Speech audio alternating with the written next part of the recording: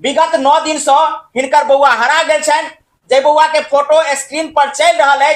जो अहाँ सबके कतौ मिले तो देल गेल कॉन्टेक्ट नंबर पर अपने सब संपर्क कर हुनका घर तक पहुंचावे के प्रयास करब, कोशिश करब। यह हमरा से विनती रहत। संगे अहाँ सब ए वीडियो के ज्यादा से ज्यादा शेयर कर देबे। हमरा में जिनका देख रहा छियै हुनकर ई माँ छथिन आ हुनका विगत 9 दिन से ढूंढ रहल छथि। बता दी हुनकर नाम राजेश कुमार छियै।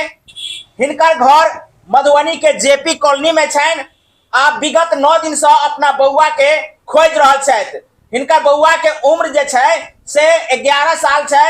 आ लाल स्वेटर में वो घर से बाहर निकल लेता है। आओ हिनका से जानकारी ले छी जे हिनकर बउआ कहिया कोना गायब भेले थे। की नाम भेल अहाँ के?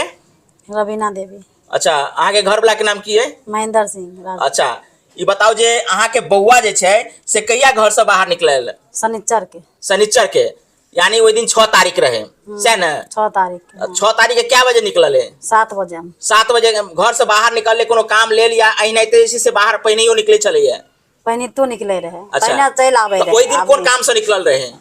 वैसा ही घूमे के लिए, कल के घूमे जाय छियो, आइबे नहीं केले। अच्छा, बउआ पढ़े छले? हां, पढ़े छले। कौन स्कूल में? महाराजगंज में। महाराजगंज में? हां, रोड साइड में। कौन क्लास में चले बउआ?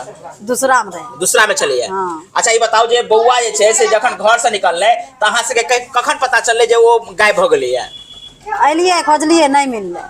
कते देर के बाद एलिए? मतलब 7 बजे निकलले ते के बाद जैसे से कते देर के? 7 बजे गेल, 7 बजे निकल, 7:30 बजे खोजलिए, नहीं मिलले। नहीं मिलले? नहीं। कत ढूंढलिए है? सब गली गली खोजलिए, कहूं नहीं मिलले। माने मधुबनी के शहरेटा में या कोनो औरो जगह सब खोजलिए है? नहीं, मधुबनी में सब गली गली खोजलिए, कहूं नहीं मिलले। कतो नहीं मिलले? नहीं। बाहर नहीं गेलिए खोजले? नहीं, बाहर नहीं। अच्छा, बाहर में सब फोन कर कह दिलिए। अच्छा, फोन कर कह दिलिए सब। बुआ जैसे से बाजा भूका में छाइत न तेज तरार? हां, बहुत तेज है, बोले में बहुत तेज है। बहुत तेज है? हां।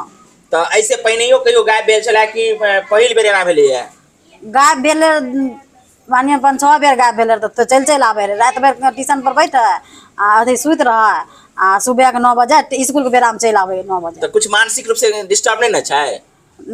ओकर माथा में चोट लागल है पाछे में। अच्छा, तो ओइसे कुछ माने अलर बलर नहीं न करत रही है? ना, अलर बलर कुछ नहीं करे। बोले उले में बहुत तेज है। बहुत तेज है? हाँ, बहुत तेज। कौन करे छी अपने?